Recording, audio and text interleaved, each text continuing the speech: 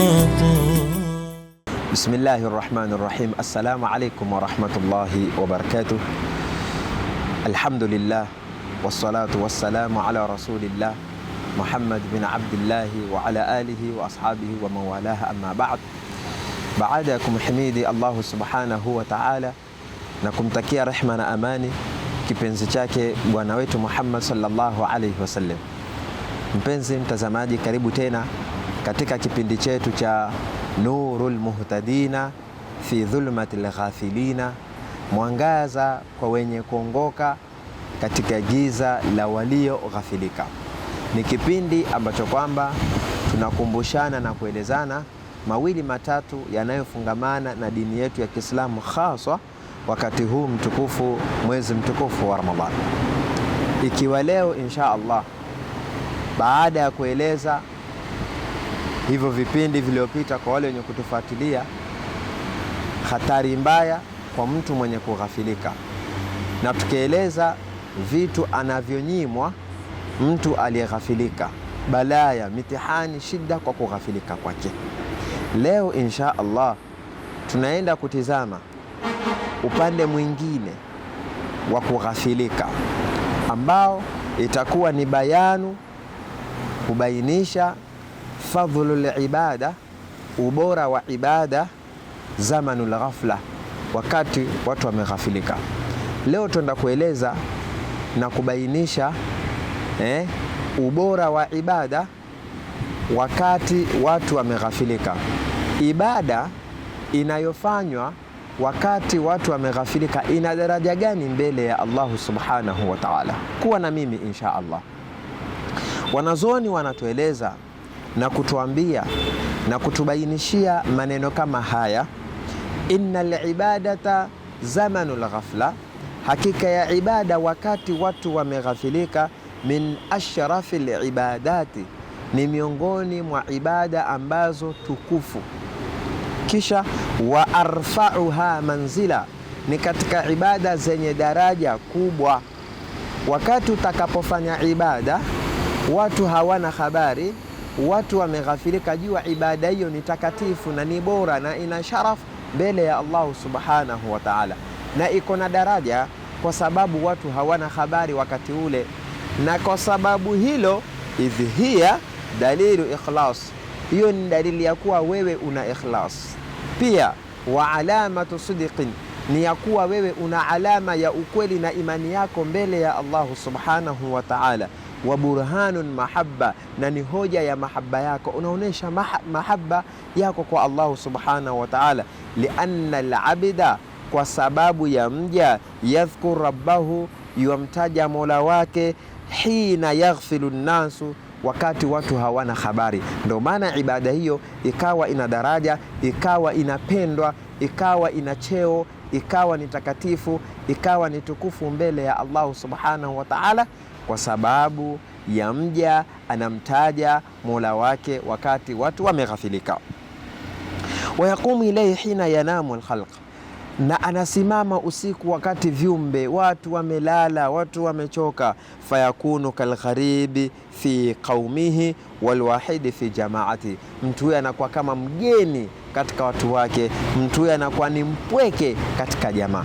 Kwa hivyo elewa mpenzi mtazamaji, unapofanya ibada wakati watu wameghafilika, ibada hiyo Mola subhanahu wa ta'ala huipandisha daraja, kwa sababu wewe umekuwa ni katika watu walioamsha akili na mioyo ya kuwa lazima umtaje Allah subhanahu wa ta'ala. Na haya maneno Allah subhanahu wa ta'ala ameyabainisha ndani ya Qur'ani kwa aya mbalimbali, aya tofauti tofauti. Na Qur'ani tunaamini ni maneno ya Allah subhanahu wa ta'ala. Aliposema katika suratu Sharh, alam nashrah, bimaana insharah, Mola subhanahu wa ta'ala alisema maneno ambayo kwamba mazito, maneno ambayo kwamba hatuwezi kuyafasiri kwa dakika 5. Anasema fa idha faraghta fansab, akimwambia Mtume Muhammad, unapomaliza kazi zako, fansab, mtegemee Mola wako subhanahu wa ta'ala. fanya kazi alafu tawakkal. Kama mkulima anapolima, akimaliza kulima ni atawakkali kwa Allahu subhanahu wa ta'ala, na huku akimwomba Mola subhanahu wa ta'ala. Akishamaliza kutawakkal, wa ila rabbika farghab, na kwa Mola wako jipendekeze. Hapa ndo kuna almahallu shahid, wa ila rabbika farghab. Kwa Mola wako jipendekeze namna gani? Kwa sababu watu wengi wanaghafilika kurudi kwa Allah, kumtaja Mola, kujipendekeza kwa Allah, kumwomba Allah. Ndo Mtume Muhammad alayhi salatu wassalam, Mola akamweleza na kumwambia, unapomaliza kazi zako, na bila shaka anapohutubiwa Mtume Muhammad, nendo mwalimu wetu, yendo anatueleza Qur'ani, tunaingia sote humo ndani. Na sisi tuambiane, tunapomaliza kazi zetu tumtegemee Allah, kisha baada ya kumtegemea Allah, wa ila rabbika farghab, na kwa Mola wako jipendekeze. Ndugu zanguni, tuko katika ibada ya saumu. Hii ibada ni katika njia za kujipendekeza kwa Allah subhanahu wa ta'ala. Swala 5 tunazoswali kila siku ni njia ya kujipendekeza kwa Allah subhanahu wa ta'ala. Qur'ani tunayosoma na kukumbushwa ili tupate kuisoma, tunajipendekeza kwa Allah subhanahu wa ta'ala. Kwa hivyo huwa tunaingia katika hii aya inayosema wa ila rabbika farghab, na kwa Mola wako jipendekeze. Tayib, fafi hadhihi alaya tanbihi ala anna waqt alfaragh munadhimatu alishghal wallahwi. Watu wengi ule wakati wa faragha, mtu anapenda kujekea upuzi, mtu hupenda kujekea vitu vya kupumbaa, mtu hupenda kujekea vitu visokuwa na maana. Ndo wakati ule yatakana mwerevu au patilize, wakati watu wameghafilika, mtaje Allahu subhanahu wa ta'ala. Ukitizama katika aya nyingine, jalla jalalu anasema, innal ladhina yatluna kitab Allah, hakika wale ambao kwamba wanaosoma kitabu cha Allahu subhanahu wa ta'ala, wa aqamu ssalah, na wakasimamisha swala, wa anfaqu mimma razaqnahum, na wakatoa katika yale ambayo kwamba wameruzukiwa na Allah subhanahu wa ta'ala, sirran wa alania, wakitoa kisiri na wakitoa dhahiri, yarjuna tijaratan lan tabur, hawa wanatarajia na wana uhakika watapata biashara ambayo kwamba isiyokuwa na hasara. Biashara gani isiyokuwa na hasara? Ni biashara wanayoifanya kati yao wao na Allah subhanahu wa ta'ala.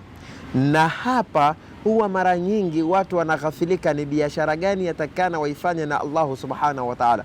Watu wako katika biashara za dunia, biashara zenye hasara, biashara ambazo kwamba zinaweza zikaanguka, wakaghafilika na biashara ambayo kwamba lan tabur, haina hasara ndani yake. Kwa hivyo mpenzi mtazamaji, ukitaka biashara isiyokuwa na hasara ni hii hapa. Usome kitabu cha Allah, usimamishe swala, utoe dhahiri na utoe kisiri. Hii ni tijaratan ambayo kwamba iko kati yako wewe na Allah subhanahu wa ta'ala, ni tijaratan ambayo kwamba lan tabur, na anayekwambia haya maneno ni Allah subhanahu wa ta'ala.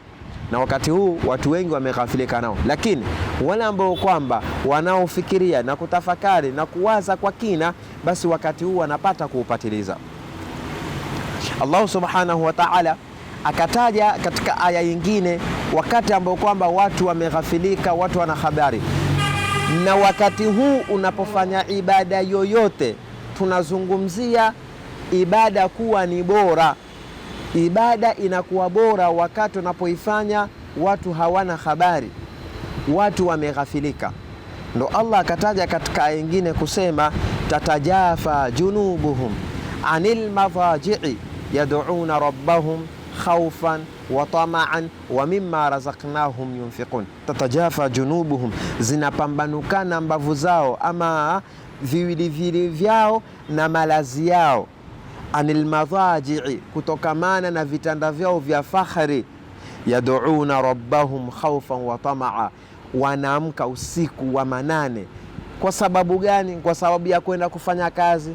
Kwa sababu gani? Kwa sababu ya vikao visokuwa na maana? La, kwa sababu yad'una rabbahum khawfan wa tamaa, hali ya kuomba Mola wao, hali ya kumtaja Mola wao, hali ya kumshukuru Mola wao, huku wakiwa na matarajio na hofu na takwa na khashia. Wa mimma razaqnahum yunfiqun, na yale ambayo kwamba walioruzukiwa na Allah wanatoa. Wakati huu ni muhimu kwa sababu mara nyingi kama wakati ambao kwamba tumo, mtu shekha atafuturu, atakula, atashiba, atalala usiku mzima na wala hataweza kuamka kumtaja Allah. Sasa wakati huu kuna watu baadhi wao wanapata kuamka kumtaja Allah subhanahu wa ta'ala.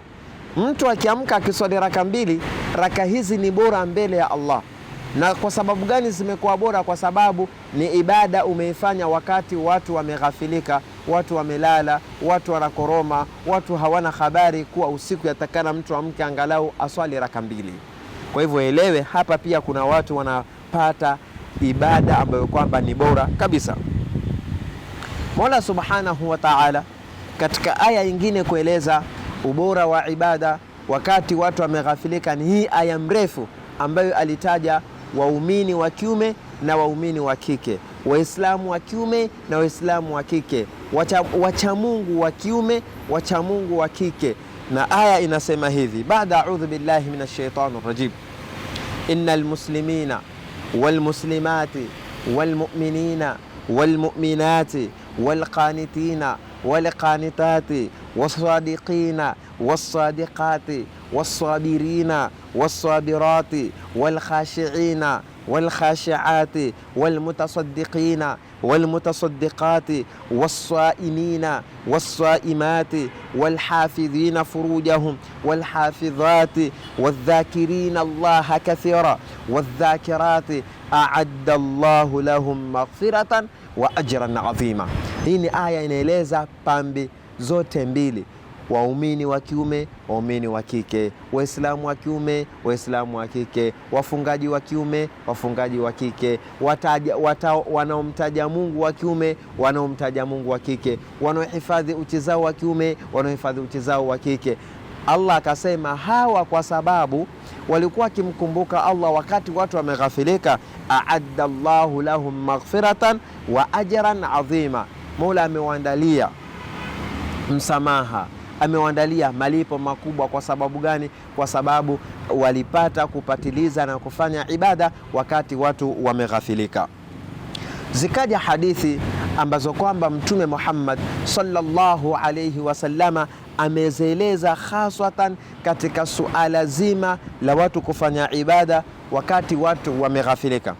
Tazama hadithi ya kwanza ambayo inatoka kwa وعن معقل بن يسار رضي الله عنه قال قال رسول الله صلى الله عليه وسلم العبادة في الهرج كهجرة إلي.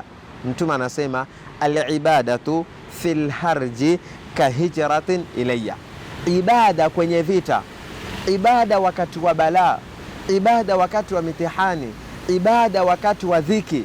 Mtu akafanya ibada wakati ile dhiki, basi Mtume sallallahu alayhi wasallam anasema kahijratin ilayya, ni kama mtu kugura, yani malipo yake, thawabu yake, daraja yake ni kama mtu kufanyaje? Mtu kugura. Ndo wanazoni wakasema hadha alhadith aslu fil babi, hii hadithi ina msingi katika mlango idh ja'ala an-nabi sallallahu alayhi wasallam al-ibadatu fi zaman al-fitan, ni kwa kuwa Mtume Muhammad sallallahu alaihi wasallam amejalia mtu kufanya ibada wakati wa mitihani, wakati wa balaa. Mtu atakapofanya ibada wakati wa balaa na mtihani, ibada hii Mtume sallallahu alaihi wasallam anasema daraja yake na malipo yake ni kama mtu kugura, kuenda katika ardhi nyingine kufanya ibada kwa ajili ya Allah subhanahu wa ta'ala. Ndugu yangu mtazamaji, nikimalizia darasa, fanya bidii ufanye ibada wakati watu hawana habari, wakati watu wameghafilika, kama wakati wa Ramadhani. Tayib, kila mmoja anajua Ramadhani, wakati wa kufunga, wakati wa kuswali, wakati wa Qur'an, lakini kuna watu hawana habari. Wao wanafikia Ramadhani ni mchana peke yake, usiku hawana habari. Fanya bidii sana na ujitahidi wakati wa usiku angalau usome karatasi moja ya Qur'an, angalau raka mbili za kujikaribisha kwa Allah subhanahu wa ta'ala. Utapata basi zile ibada ndo zitakupandisha daraja, na Mola subhanahu wa ta'ala atakuwa kukuweka katika watu mukarrabina. Na tumuombe Mola asitujalie katika watu wenye kughafilika katika wakati huu wenye baraka, wakati ambao kwamba rahma za Mola zinamiminika. Wabillahi tawfiq, wassalamu alaikum wa rahmatullahi wa barakatuh.